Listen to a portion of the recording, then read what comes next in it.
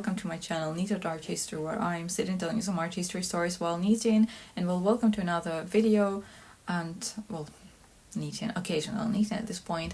It's summer and I don't really like to knit anything for summer, but behind the point.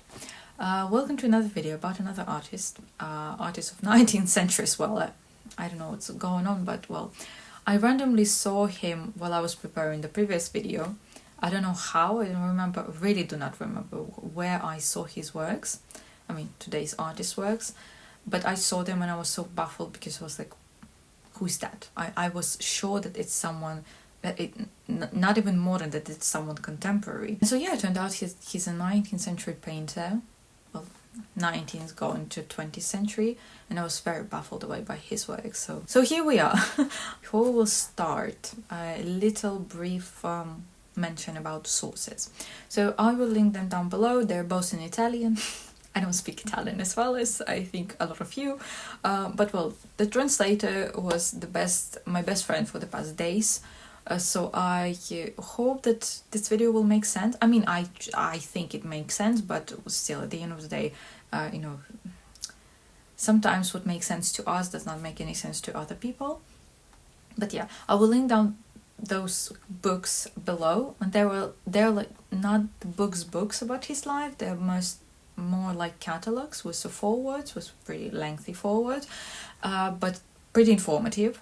And I mean, just if you don't even know Italian, you can just go through them to look at his works, because there's plenty of his paintings, because obviously I will not be able to show all of them in this video. So yeah, maybe I will find something else while I will edit this or something, I don't know, but those two books will be there. What else?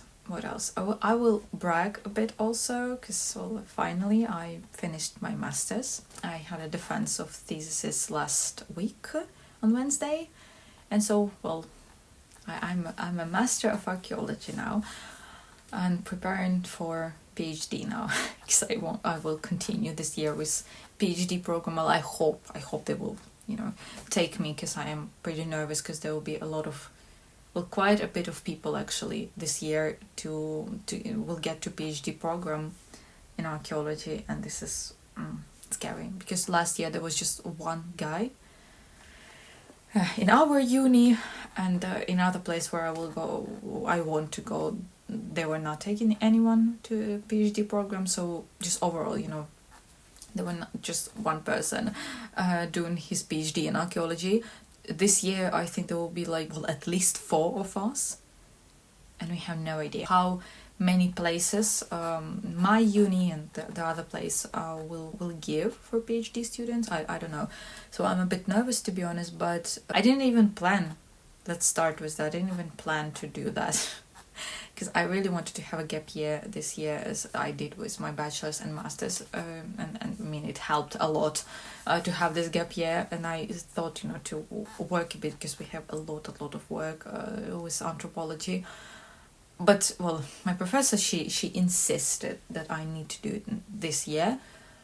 My mom also got her PhD last year, so I was like, you know what, I also want to be a PhD, so there will be 2 PhDers in the house. So yeah, and so here we are. I'm preparing for a PhD program as well. We are joking here in Ukraine sometimes that your bachelor's degree, your master's degree, your PhD, and 1,000 and more what is this in English? Ways how to not become an adult. So this is basically me now. Everything is very hard. Still a reminder that the war here goes on, even though I'm in my little space and I'm not showing anything of that, but still things are pretty nasty and bad and getting worse. But to keep my little hat intact, I'm doing all of this art and I'm sharing it with you as well. So yeah, without further ado, let's dive into our topic today. Giovanni Boldini was born in Ferrara on December 31st, 1842, and he was the 8th son of Antonio Boldini, who was a talented restorer and antiques dealer. By that time, the arrival of a new child in the Boldini household wasn't much of a deal. It wasn't much of an event, to be honest, so everything came pretty quickly because he was just one more boy in a house already full of children with, well, more still to come. But from the beginning, there was something different about the guy. While other children played, Giovanni was drawn to quieter corners of the house, and by the time he was 5, he had discovered a secret space tucked away in his father's busy restoration workshop, and it was a small refuge cluttered with some pencils, with some scraps of brushes, jars of some powdered pigments, and etc. Basically all of the tools that were abandoned or forgotten in the day-to-day work of restoring old masterpieces by Boldini Senior. And to little Giovanni it was a treasure trove. Long before anyone recognized his talent, Giovanni had already created a world of his own, full of this color, of imagination, and a quiet kind of brilliance. Even at that young age, it was clear that he saw the world differently. He had the eye and the urgency of a born artist, and he was always sketching, always creating, using whatever he could find, a bit of chalk, a stub of pencil, even sometimes just some pieces of brick. He didn't need perfect tools, he just needed something to draw with and a surface to draw on. And his little corner of the house, which he fondly called the closet, was still his private creative retreat. But his father had started to take some notice. There were no denying that Giovanni, or Zanin as he was called home, was unlike any of his other children. And his father was saying that this boy is cut from a different cloth. He's still just a child, but he thinks like a grown man, like an artist. He wants to be a painter. But as long as I'm alive, none of my children will take up that cursed profession. I've starved for my art and I won't let them do the same. But of course fate had other plans for Giovanni. And when I was reading that, to be honest, it reminded me a lot about my grandpa, because my grandfather, he's an artist, he was a professional artist and a restorer as well. And so I remember when I was like 5, 6, I was showing some interest into starting to paint and really wanted to paint, but unfortunately, that was the thing that I still remember, that my grandpa said to me, that never ever intertwine your life with art, because it will not bring you anything good. I suppose he was very broken back then, and he was not happy with himself, maybe, I don't know, I have no idea what was going on with him, but that was exactly the same thing that he said to me, that you will not find happiness within art and within art scene and everything. So he was just, giving me brushes, giving me some paints, his old canvases, so not even something new, basically just, getting rid of stuff by my hands. So obviously as a 6-year-old child, it was not something that I really wanted, because I really wanted to spend, first of all, some time with my grandpa, second of all, to learn something, but it was not the point for him. But well, at least we talked with my grandfather about this like a few months ago, and at least, and I mean, he told me himself that he is sorry that he never did this to me, that he never taught me anything, because he was, well, again, he was not in the right place back then. But I read that and I was like, but unfortunately, compared to Giovanni, I don't have any talents in painting, and I will never learn how to paint. And I never had the patience for that, to be honest. So those skills completely flew away from me. Engage with your kids when they're little and where they're showing some kind of interest into something, because you never know of whether they will need those skills or not. But if they're showing some kind of interest, that's a biggest success, I don't know, as for a parents, that your kids is interested in something. So yeah, it's a little personal story here also. Let's continue with Zanin. So one day, something happened that shook little Zanin to his core. He came home from school and he was horrified to see the door of his secret hideaway wide open at the top of the stairs. And obviously his heart sank. Furious, he immediately thought that some of his brothers or friends, some of his brothers' friends, whatever, someone invaded his sacred space. And he got there and he spotted the sign that someone indeed was there, because there were clearly someone gone through his things. And so he storms downstairs, ready to confront the intruder, only to find a pretty surprising scene in the family sitting room. So there was his father, who was clearly moved, showing one of Giovanni's tiny drawings to a stranger, and he was saying that, look at this, look close, that was drawn by a 12-year-old boy. So he was saying this visibly proud. But Giovanni still froze. He believed that the scolding was coming. He was sure about that. But instead, the old restorer, who had once sworn none of his children would ever become an artist, he gently pulled his son close and said almost with awe that this is my Zanin. He's going to be a painter and he understands art better than I do. And well, just like this, his future was sealed. And from that moment on, everything seemed to fall into place, because the family workshop gave him a solid foundation in technique, while the city of Ferrara, steeped in art and history, thanks to the generosity of its dukes, provided endless inspiration for him. And surrounded by all of this beauty and the history, the young artist, already confident and sure of himself, was finally free to create without hiding. He threw himself into his work with passion, as was his nature, and we will see this throughout his whole life. And when he needed to recharge, he just turned to music, which enchanted him nearly as much as painting, as art. And he also discovered the world of love with all its chaos and intensity, so he was kind of a womanizer throughout his life. And though not a classical beauty, Giovanni had a charm all his own, winning over all of these young ladies, young women, with his talent, with his sharp wit, and also with his fearless spirit. It is overall said that Giovanni was not really like attractive man, but again, he was compensating that with his character. And just overall at 19, for example, you know, he wasn't exactly what you call conventionally handsome. He was very small for his age, as it is remembered, but he carried himself with an air of this self-assurance that will make him seem a bit taller than he was, and he walked with a straight back also, as if determined to command attention. His forehead was broad and thoughtful, framed by those, you know, little soft curls, and his lips were full and youthful, often curled into a smile, and his blue eyes could shift between gentle warmth and sharp intensity. So this is how he's remembered. And he took pride in his legs, that were slim and elegant, and always made sure that his shoes were as refined as the rest of him. But even back then, everything Boldini touched with a pencil seemed to come to life, and often turned into money too. So friends, both young and well not so young, began asking him for portraits. They loved those lively, slightly exaggerated images that somehow hinted at something greater, and Giovanni had a gift for capturing them with remarkable skill. So by now, a young man, Boldini knew exactly what he wanted. He wanted to paint, and he wanted to, well, finally get out of Ferrara, because this quiet charm of his hometown had given him at this point everything that it was possible, everything that it could. And now it felt too small, too stifling, so he needed and he craved more. Thus, he felt like Florence was calling, because it was a different world altogether, a big buzzing city alive with those political change, some artistic revolutions, and etc. And also there were the Macchiaioli, a bold group of painters that were shaking things up, openly challenging the stale rules of the academy. So for academism as well. They stirred up controversy, earned both scorn and admiration, and rebellious spirit, just as the Impressionists would in Paris just a few years later.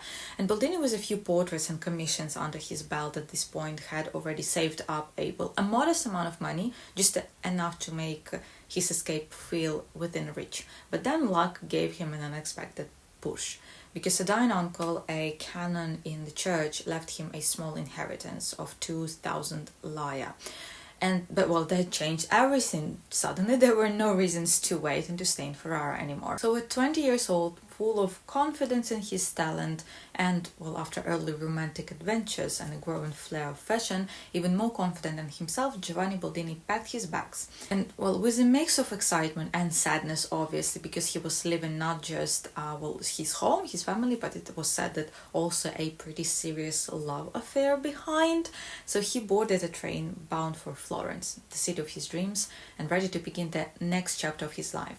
So this move happened in 1862, and Boldini relocated to Florence with the goal of studying, obviously at the Academy of Fine Arts, but pretty quickly he felt that it was not what he wanted, and that academy restrained him a lot. And so instead of fully committing to academic training, he only attended classes pretty sporadically. So he quickly found himself more drawn to the city's dynamic creative scene, spending much of his time at Caffè Michelangelo, that was a popular meeting spot for the Macchiaioli, a group of radical realist painters who were nearly precursors to the Impressionists. And Boldini formed a close friendship with several leading figures of this group, including Cristiano Banti, Telemaco Signorini, and Giovanni Fattori. And their emphasis on painting from direct observation and also their bold, expressive use of color made pretty strong impression on Boldini, deeply influencing his early landscape paintings and later contributing to the distinctive light-filled quality that would become a hallmark of his style. Especially close they became, Boldini became with Cristiano Banti and also Michel Giordigiani, but he was warmly welcomed by, the whole group, actually, and, impressive circle of painters who quickly recognized that this little stylish, refined young man from Ferrara, despite his, polished manners and impeccable dress, was one of them. And among a crowd of loud and this intense and often pretty scuffy artists with their crushed hats and also their loose bow ties, Boldini stood out not just for his elegance again, but for his undeniable talent and also sharp wit. He had a great time all the time at Caffè Michelangelo, as it remembered, because while the others argued passionately, debated some ideas, tried to tear down the old ways, Boldini, most of the time, he sat quietly, he was sketching, he was observing, and often turning his quick impressions into biting caricatures. But every now and then, he'd pause to deliver a razor-sharp comeback to someone's teasing question or throw out a dry and clever remark as a little pebble tossed into a flock of birds, scattering everyone with laughter or surprise. And this period in Florence was not only formative artistically but also professionally. It was in Florence that Boldini experienced his first real artistic transformation, which is called, art historians call this period Macchiaioli phase. And alongside the creative energy of the group, he began to adopt their style and spirit. But at the same time, he kept up a steady stream of more commercial work with his friend Michel Giordigiani, because practicality played a very big role in his art journey. Memories of his not so distant, modestly poor past made him deeply wary of falling back into hardship. So he never saw it as beneath him, to paint some kind of charming, easy to sell little scenes, yes, even the sweetest, the sentimental kind, as long as they kept poverty away from him. Still, it was during this period that Boldini created a number of works, most of them small in scale, as was typical of his early style, but rich in artistic quality, and these pieces marked the emergence of his unique voice, compact in size, but full of energy, light, and painterly sophistication. A part of stylistic development, Boldini cultivated strong connections with the affluent Florentine bourgeoisie and started to gain also some international clientele. So his journey was kind of non-traditional, but kind of traditional, I don't know, because he chose hands-on experience and creative fellowship over strict academic instruction proved to be an asset rather than a setback for him. Although he didn't follow the strict rules of the academy, spending time with the Macchiaioli at Caffè Michelangelo gave him something just as valuable, again, this hands-on, real-world kind of art education.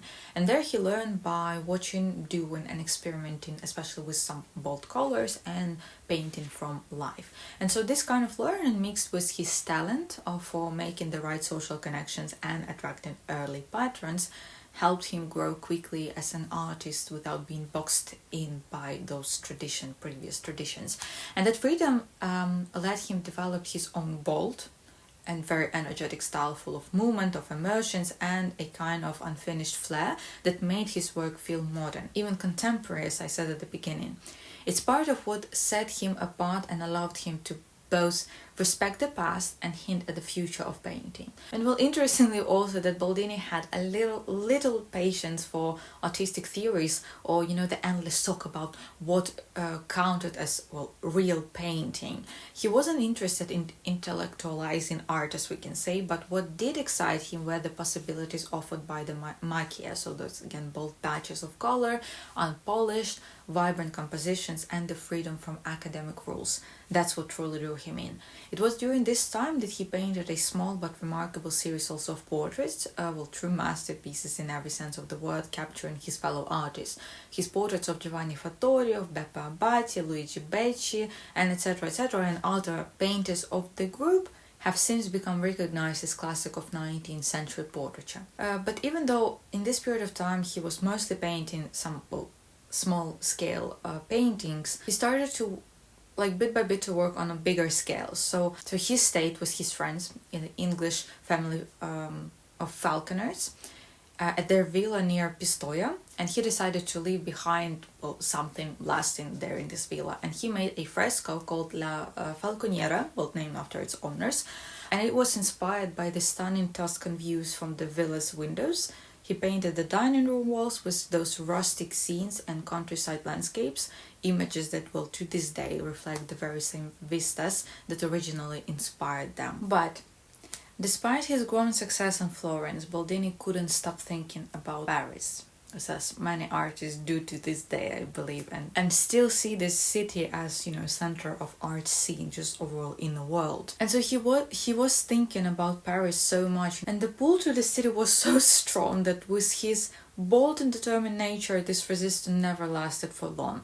So he packed up his things and left behind unfinished paintings, some steady income, and more than a few broken heart, as it was said, and set off toward the city he couldn't stop dreaming about. And so he arrived in the Ville de Lumière, so the city of light, at a remarkable time, because Napoleon's III Empire was at its dazzling peak, glittering with wealth and prestige, and the 1867 Exposition Universelle, so this universal exhibition, had just showcased the might and grandeur of France and its vast colonial empire to the entire world. Small, almost lost in the overwhelming enormity of the French capital, this young Italian newcomer was momentarily struck by how, insignificantly he seemed. But that feeling didn't last long, because after all, he was Boldini, and as he liked to joke, he bore a certain resemblance to Napoleon himself. So at some point he even started to mimic the emperor's gesture with flair.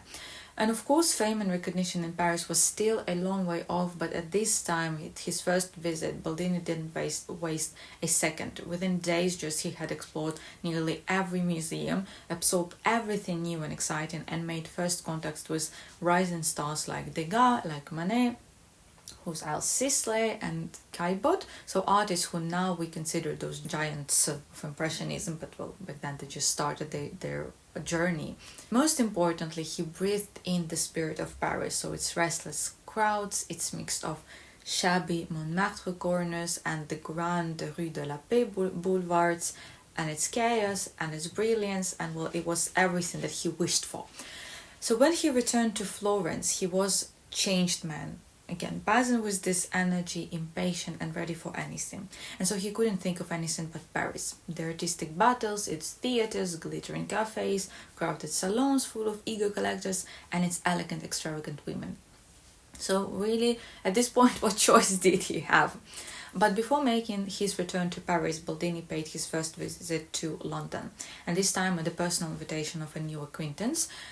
This journey happened somewhere in between of 1870 and 1871. So he was invited by an English politician, William Cornwallis West, whom he had previously met in Italy, and this Cornwallis West, he was a friend of falconers, the ones whom he painted frescoes in their villas, and to help Boldini settled in, Cornwallis West actually gave him his own studio, located in a grand residence near Hyde Park, a place regularly frequented by London's most influential figures. And so with such an introduction, commissions came pretty quickly.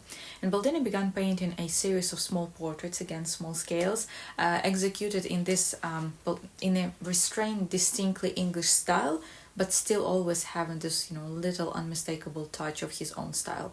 And so his portraits were striking for their accuracy and freshness, full of life and character, and it was clear that he had studied the great English portraits of the 18th century. And while the influence could be felt, Boldini remained still entirely himself, bold and elegant and unmistakably original. So he was soon earning £40 per painting, and that is a significant and an enormous sum for a young artist at the time. But everything changed when he painted the portrait of Lady Beckys. who was the undisputed queen of fashion and the ultimate tastemaker of the West End salons. After that, no price seemed too high for the privilege of being captured by the little brilliant Boldini, as he was called. Riding high on his success, the stylish young artist could now indulge in suits from the top tailors and have his shoes made by the very same cobbler who crafted footwear for the Prince of Wales. So reflecting on this time, Boldini proudly noted that in London I became fashionable and they call me here Little Italian. So as far as I understood and as far as I remember, this nickname Little Italian, it actually stayed with him till the end of his life. So in Paris, when he got to Paris a bit later, he was also called like this. They also called him Petit Italien. And although Boldini achieved considerable success in London, he ultimately found the city lacking in inspiration and was irresistibly drawn to the vibrant modern atmosphere of Paris. And Boldini was saying himself that on ne peut pas vivre longtemps loin des trottoirs de Paris, so you cannot stay away from the Parisian sidewalks for too long. And once again, in classic Napoleonic fashion, as we are now saying that, right? Boldini made those bold and sudden decisions. He left without completing the portrait of a lovely young lady, without notifying anyone, and because he was basically worried that, if he had any hesitations, he might not do what he wanted. And at 30, full of ambition and confidence, certain he carried the promise of greatness with him, he set out for Paris again, determined to finally make his mark on the city he had long dreamed of. So he moved there either in October of 1871 or 72, where he would permanently settle now. He settled in Montmartre first, then the beating heartbeat, as we can say, of artistic Paris on Avenue Frochot. And Paris, just as expected, just as it had been destined, welcomed him with open arms. Well, in fact, we can say that it offered him two kinds of embraces. First, throughout the 1870s, particularly between 1871 to 78, Boldini entered into an exclusive contract with Adolphe Goupil, who was one of the most powerful art dealers and publishers of the era. And for Goupil, he created a series of small-scale genre scenes, frequently featuring characters dressed in 18th century or Empire-style attire. These paintings, noted for their vivid color palettes and meticulous details, they gained wide popularity among bourgeois collectors in both Europe and the United States. While this phase of his career required Boldini to tailor his work to suit commercial tastes, it significantly refined his technical skills and offered him access to prominent exhibition platforms, boosting his professional reputation. At the same time, he continued to pursue plein air paintings, producing lively, contemporary and realistic compositions that reflected his ongoing artistic exploration. And second thing that happened, that he met Berthe, who was a refined model, exactly the kind of capricious, playful and unpredictable woman Boldini really loved to paint. She was a small enchanting creature, as it's remembered, and a true native of the Parisian scene. She had a natural gift for posing, effortless, instinctive and always ready with a patient smile. And she fell for Boldini as well pretty hard, as I understood. She was this little commanding painter with very big ambitions still. And well connected in our artistic world, Berthe opened doors for him as well. She introduced him to the right people, helped him find a studio on Place Pigalle, where Boldini would live and work for the next 11 years, and even convinced him, I'm sure quite easily, to raise prices of his work. Nevertheless, Boldini's work from this period would later come under fire from critics, who accused him of being too charming, too commercial. But now, more than a century later, we're beginning to see things differently. And while the once celebrated paintings of Meissonier, for example, or Fortuny and their Italian and Spanish followers have faded into irrelevance, Boldini's canvases remain startlingly alive. And if we're talking influences, it wasn't Meissonier and his school that left a mark. It was artists like Fragonard, like Watteau, and the great Venetian masters with their elegance, their color, and their sense of movement. And Boldini, for his part, didn't seem to care much about criticism or other people's opinions, if he thought about them at all, and he simply kept working, confident that his career would only climb higher. Though he sometimes showed up at the cafes alongside with big names, well, now big names, right? Such as Degas, Lautrec, Manet, Gervaux, and Jérôme. Also, he preferred to spend his evening at the theatre, observing, sketching, always absorbing the life around him. And so as he gained financial success and became part of the elite social circles of the Parisian upper middle class and aristocracy, Boldini gradually moved beyond these commercial limitations. His secure financial and social position gave him the freedom to explore more personal and experimental artistic directions. It enabled him to fully cultivate the bold, expressive portrait style associated with the Belle Époque now, for which he would become also renowned. And his latter choice to paint nudes, it's an interest he only pursued after attaining financial independence, further illustrates how early commercial achievements, when strategically navigated, can open the door to artistic freedom and the realization of a distinctive and original creative vision. And he certainly kept an eye on the work of his most intriguing contemporaries, especially to Degas. They were actually pretty close friends with Degas, but the fire of Impressionism will never truly caught hold of him. Boldini was one of the first to grasp that all these artistic labels and definitions were, well, in the end, just empty talks, like the endless debates at the Cafe of Michelangelo back in Florence. And Boldini preferred the grandeur of going his own way, basically. His breakthrough moment, the one that would eventually crown him as the King of Paris, would come through the two forces that had always driven him. It was work and women. I think you understood this by now. From this point on, the tempo of his life quickens. Researchers write about this tempo as Boldinian tempo, so this very bold and quick one. And during this period enters the scene Gabrielle de Rasty, a striking dark-haired, confident countess. And if the sweet, streetwise Berthe had opened the doors of Montmartre to him, Gabrielle would throw wide the gates of high society. And, well, they become a couple almost instantly. Berthe, this grisette from the working class, quietly faded into the memory, and Boldini stepped into the defining, glittering chapters of his career. Travels, including a formative trip to Spain with Degas, only deepened his hunger for artistic greatness, but not the kind of greatness that flirted with clever tricks or social games. No, he didn't want to be the illustrator of that strange shifting world he was now part of. He wanted to be its moralist, its master chronicle. In Spain, he was very inspired by Goya, but above all, Velázquez, his lifelong idol, whom he studied with reverence at the Prado Museum, and also Franz Hals. But even before the pivotal meeting, with Gabrielle de Rasty, Boldini little by little started to unleash his brushstrokes. Now he boldly placed massive 2-meter high canvases on his easel and launched into them with sweeping, slashing gestures, wielding long brushes like swords.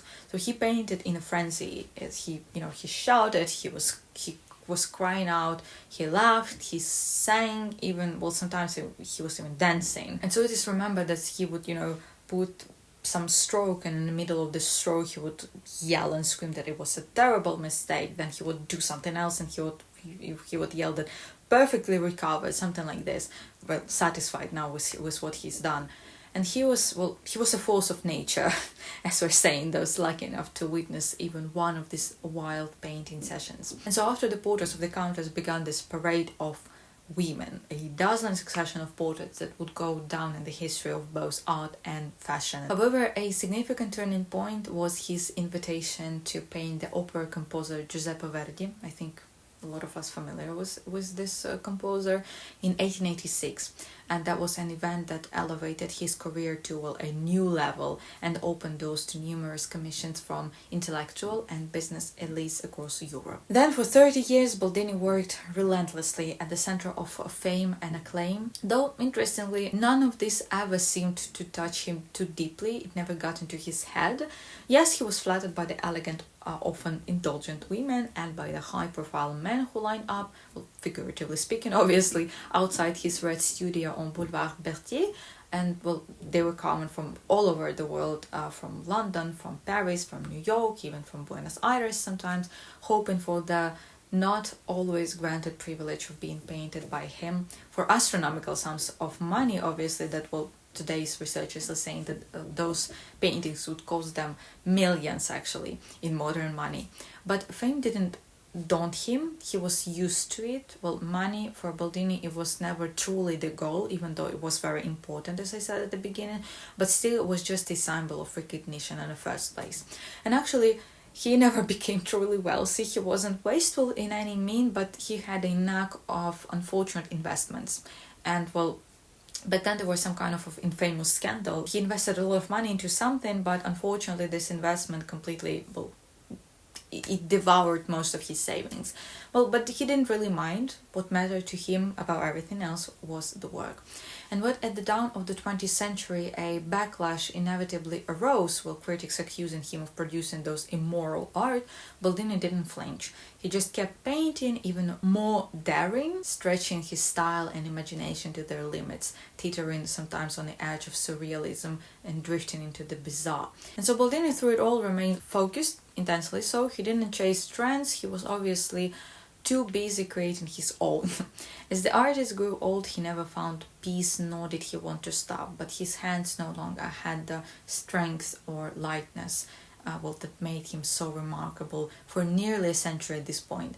And in his last years, his canvases often had to be gently taken away from him, as he constantly wanted to rework them. He was convinced that they were too repetitive and they were bad.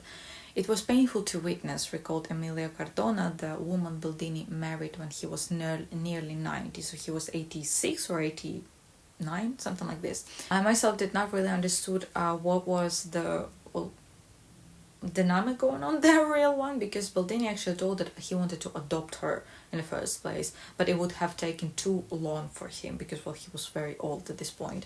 So he just married her. And Emilia Cardona, she was a young Italian journalist whom he met when she interviewed him.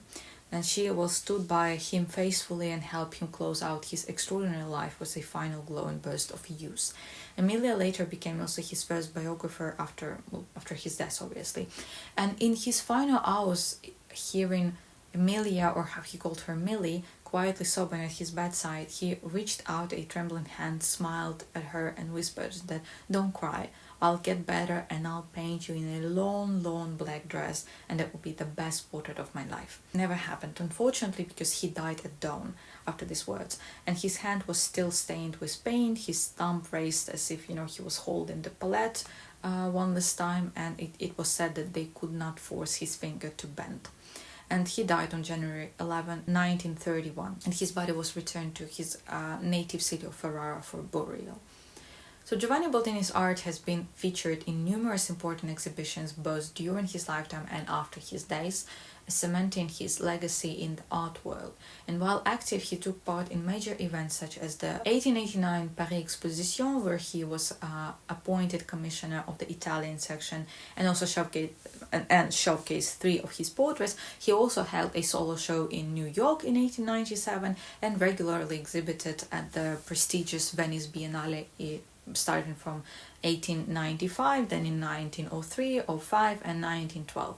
And Boldini's works has continued to receive recognition through exhibitions well beyond his lifetime. And indeed, this devilish Italian, this prodigy of talent, as Degas affectionately once called him, left us with a rich and diverse artistic legacy, one that reflects every shade and nuance of the human experience. And so to summarize everything about his style and what we have now, right? So his style is a captivating blend of movement, of elegance and detail that evolved significantly throughout his life. Known as the master of swish, he brought his portraits to life with this quick flowing brushstrokes and sharp slashing lines that gave his work an unmistakable energy.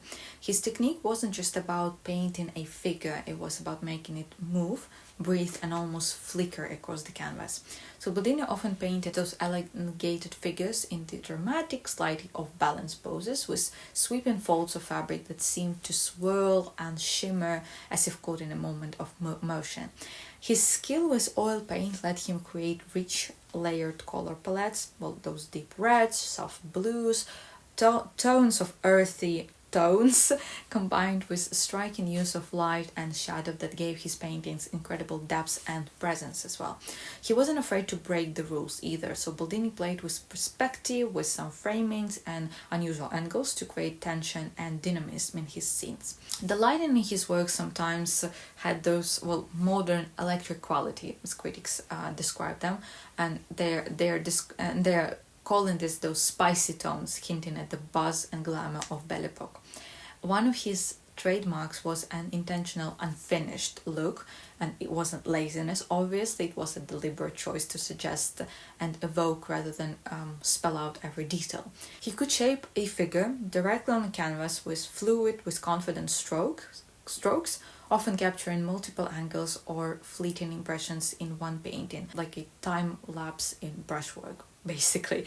Dancer Cléo de Merod admired his incredible vivacity and precision, saying he never corrected or rethought a line in his paintings, but yet close inspection shows moments of doubt and refinement, decisions that helped him chase the most vivid and graceful form. His expressive gestural approach let him capture fleeting moments with a clarity and didn't rely on realism but on atmosphere and emotion. And in that sense, he was ahead of his time, hovering somewhere between classical portraiture and the freedom of modern art.